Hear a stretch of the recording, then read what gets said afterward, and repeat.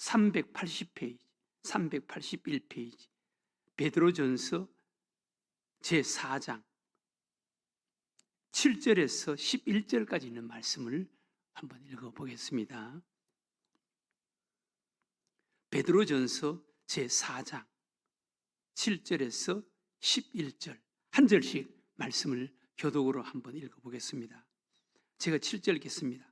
만물의 마지막이 가까이 왔으니 그러므로 너희는 정신을 차리고 근신하여 기도하라. 무엇보다도 뜨겁게 서로 사랑할지니 사랑은 허다한 죄를 덮느니라.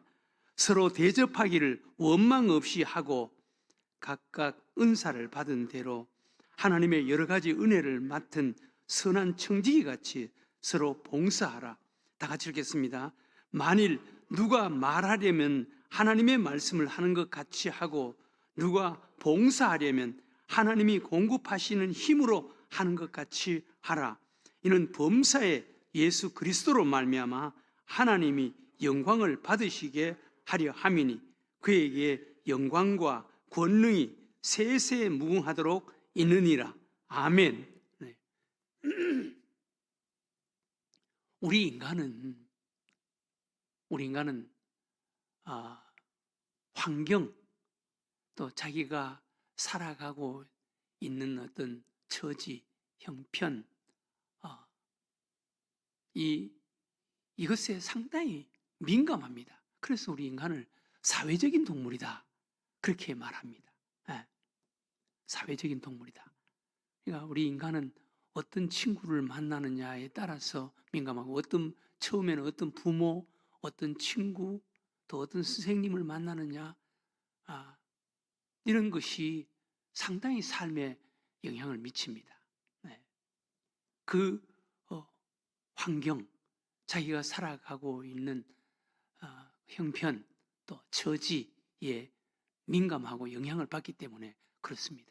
언젠가 TV에 한번 보니까 저 북극 쪽에 살아가는 사람, 툰드라 지역, 영하 40도, 50도에 살아가는 사람들을 한번 소개를 하던데 그 영하 40도, 50도에서 살아가는 사람들은 그 환경에 적응되지 않으면 살아갈 수가 없습니다.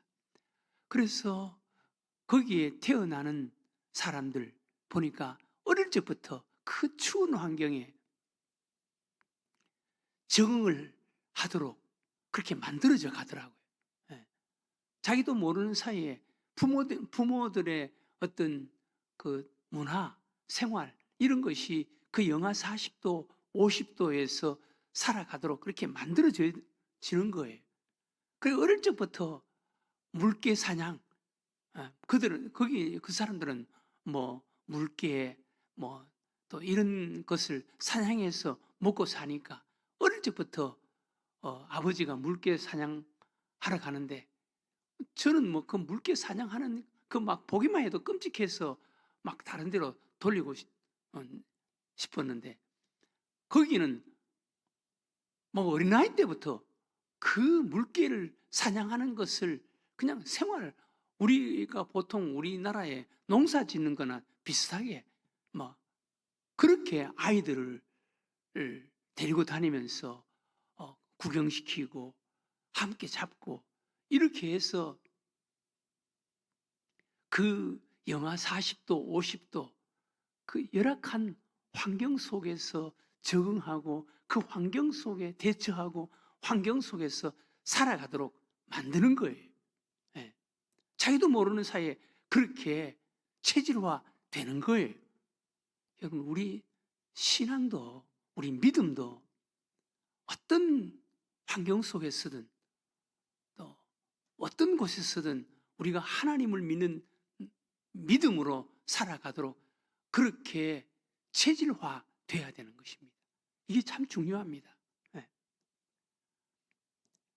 요즘 우리 교회 후임 목사님 그 서류를 이제 받아서 제가 그 서류를 한번 꼼꼼하게 제가 읽어보고 있는데요. 뭐 지금은 서류가 한 10명 정도밖에 안 들어왔는데 앞으로 갈수록 더 많이 들어올 거예요. 꼼꼼하게 읽어보는데 그 보니까 아버지가 목사님이신 분들이 많고 또 모태신앙, 어릴 적부터 신앙생활을 한 사람들이 목사가 된 사람들이 많더라고요. 그래서 보면 모태신앙 자체가 뭐 그렇게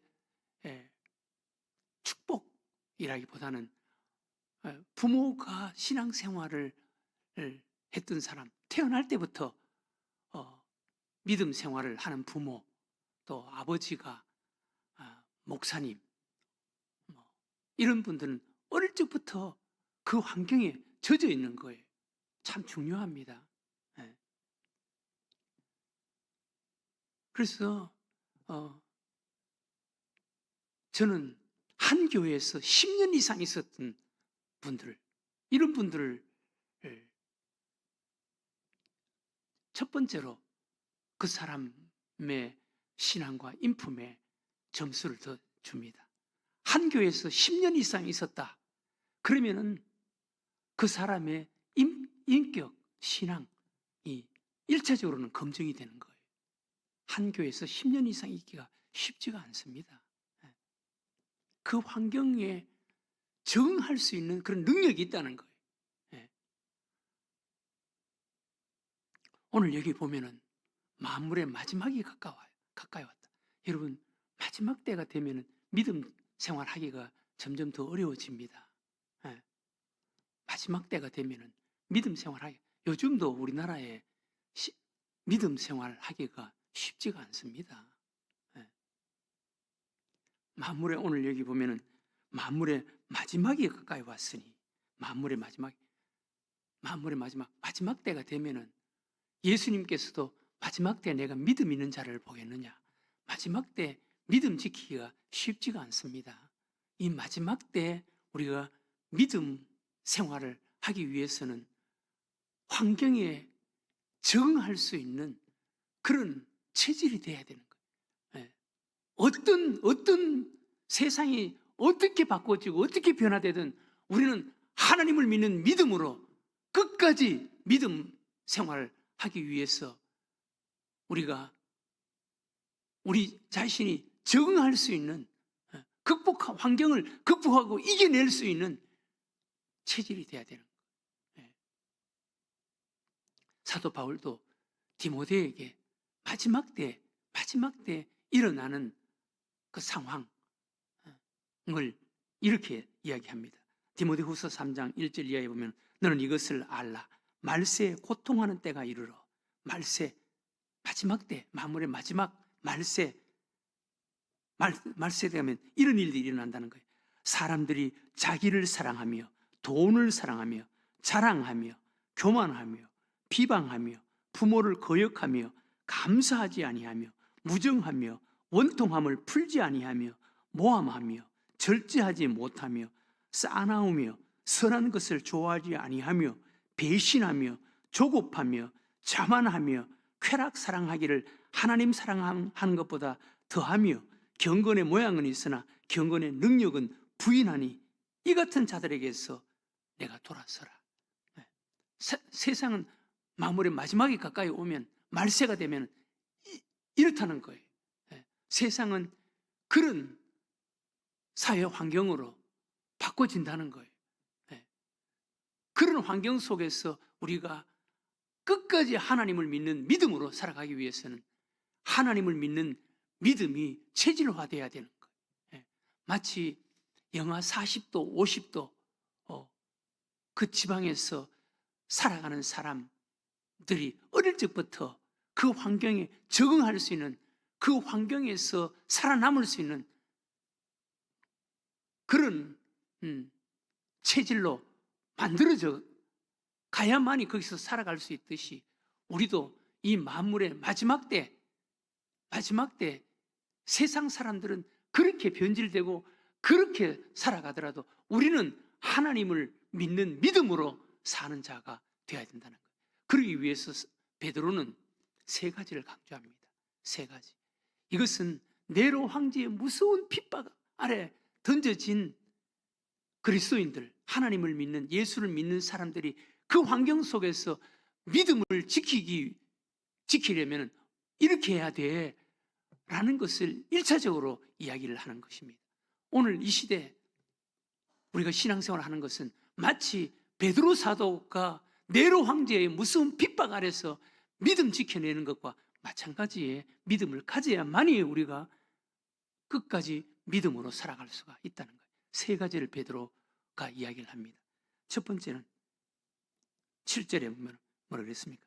만물의 마지막에 가까이 왔으니 그러므로 너희는 정신을 차리고 근신하여 기도하라.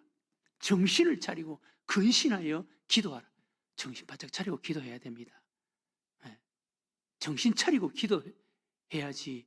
그렇지 않으면요, 기도하더라도 우리는 나도 모르는 사이에 우리의 어떤 생각과 체질과 우리 삶은 세상 속에서 흘러가면서 그냥 형식적으로 하나님 앞에 기도하는 것처럼 보일 수는 있습니다. 정신 바짝 차리고 기도해야 된다는 거예요. 정신을 차리고 기도하라. 정신을 차리고 근신하여 기도하라. 우리는 하나님 앞에서 내가 바로 믿음 생활을 하고 있는가? 정신 차리지 않으면요, 내 생활은 세상 사람들하고 같이 어울려서 거기서 같이 그냥 흘러내려가면서 그냥 기도는 합니다. 하나님 앞에 기도는 합니다. 형식적으로 기도는 할 수가 있습니다. 형식적으로 주일날 교회는 나올 수가 있습니다. 정신을 차리고 근신해서 기도하라는 거예요. 하나님 앞에서 정말 기도해야 되는 거예요. 기도해서 우리는 하나님께 더 가까이 나아가고, 기도는 하나님께 더 가까이 나아가게 만드니까 하나님과 더 가까이 나아가게 만들고, 그리고 하나님과 하나 되고, 기도 속에 하나님과 교제하고 하나님을 믿는 믿음으로 더 뜨겁고 무장할 수 있는 이런 것이 바로 기도라는 거예요. 정신을 차리고 근신해서 기도하라. 기도는 참 중요합니다. 우리는 하나님 앞에 정신 차리고 기도해야 돼요. 정신 차리고 기도해야 돼요. 그렇지 않으면 믿음 생활, 베드로 사도가 이 서신을 쓸 때 네로 황제의 그 불같은 핍박 아래서 믿음 지켜내기가, 끝까지 믿음을 갖기가 쉽지 않은 그 시대나 지금이나 마찬가지입니다. 정신을 차리고 기도하라. 두 번째 어떻게 하라 그랬습니까? 8절에 무엇보다도 뜨겁게 서로 사랑할지니 사랑은 허다한 죄를 덮는 것이다. 뜨겁게 서로 사랑하라는 거예요. 사랑하라. 여러분, 사랑해야 됩니다. 사랑해야 됩니다. 사랑 중에 하나의 사랑의 속성 가운데 하나는, 사랑은 허다한 죄를 덮어주는 것입니다. 덮어주는 것입니다. 네로 황제 때는 그 악랄한 네로 황제가 예수 믿는 사람들을 서로 고발하라 그랬습니다. 고발하라.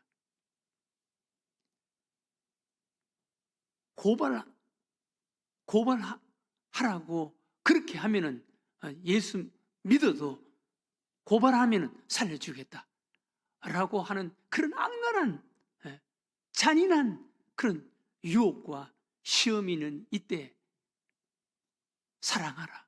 사랑은 덮어주는 것이다. 사랑은 덮어주는 것이다. 여러분, 우리도 사랑해야 됩니다. 그런데 사랑 가운데, 사랑의 속성 가운데 첫 번째는 허다한 허물을 덮어주는 것이 사랑이라는 거예요. 허다한 허물을 덮어주는, 이 베드로가 이것을 깨닫고 안 것은 베드로가 자신의 경험입니다. 자신은 예수님을 배신하고 예수님을 부인하고 고향으로 돌아와 버렸는데, 예수님은 자기를 찾아왔고, 그리고 예수님은 한 번도 베드로의 허물에 대해서 언급하지 않았습니다. 베드로 예수님을 배신하고 부인하고 베드로가 잘못한 것, 예수님께 잘못한 것을 예수님은 그것을 한 번도 언급하지 않았습니다. 그래서 베드로가 이게 사랑이구나.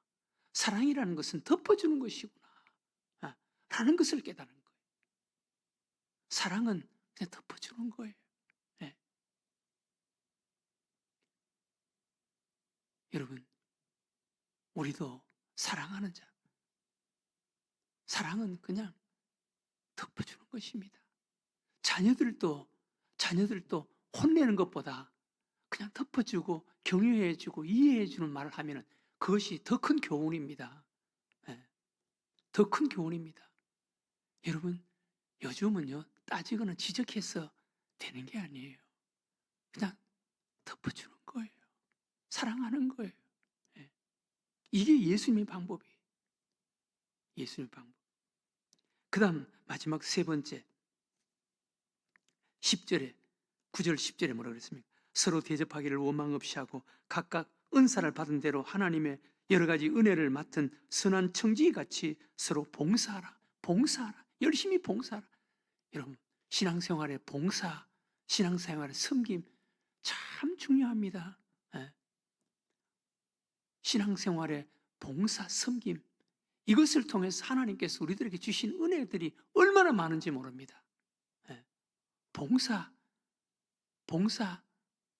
하면은요, 하나님께서 우리들에게 기쁨도 주시고 또 은혜도 주시고 우리에게 믿음도 더 무장되게 만들어 주시고 이 봉사, 신앙생활의 봉사의 요소가 얼마나 중요한지 모릅니다. 열심히 봉사하는 거예요. 봉사하는 거예요. 네. 열심히 이 봉사가 마치 기도의 역할을 하는 거예요. 봉사 열심히 하면은 하나님과 가까워지고 하나님과 하나가 되고 은혜 받고 그렇습니다. 여러분, 여기 저보다 연세가 많으신 분들이 많은데 나이 이야기하면 좀 미안한데 제가 한 70년 가까이 살아와서 지금 가만히 생각해 보니까 여러분, 갈라디아서 6장에서 하나님께서 말씀하신 그것이 진리입니다. 무엇이든지 심는 대로 거둔다. 심는 대로 거두는 거예요. 심는 대로. 학창 시절에 열심히 공부하면은, 청소년 시절에 열심히 공부하면 청장년 시절에 좋은 직장에서 일할 수 있는 그런 보상이 따라요. 그리고 청장년 시절 열심히 일하면은 노년 시절에 그 대가와 그 보상이 반드시 따라옵니다. 네. 열심히 해야 되는 거예요. 열심히 해야 되는 거예요. 우리 믿음 생활도 열심히 해야 되는 거예요. 기도 생활 열심히 해야 돼요. 열심히 사랑해야 돼요. 열심히 봉사해야 돼요. 그러면요, 믿음을 통해서 하나님께서 우리들에게 주시는 은혜가 반드시 있습니다. 네. 그 보상의 대가가 반드시 있습니다. 오늘 베드로 사도는 우리들에게 만물의 마지막에 가까이 왔다. 만물의 마지막에 가까이 왔다. 네. 여러분, 마지막 때 우리 예수님께서 말씀하신 것처럼 믿음 있는 자를 보겠느냐. 마지막 때 믿음 지키기가 참 쉽지가 않습니다. 네. 믿음 지키기가 쉽지가 않습니다. 지금 사회 상황이 그렇습니다. 네. 마치 그 영하 40도, 50도 그 열악한 환경에서 살아가기 위해서는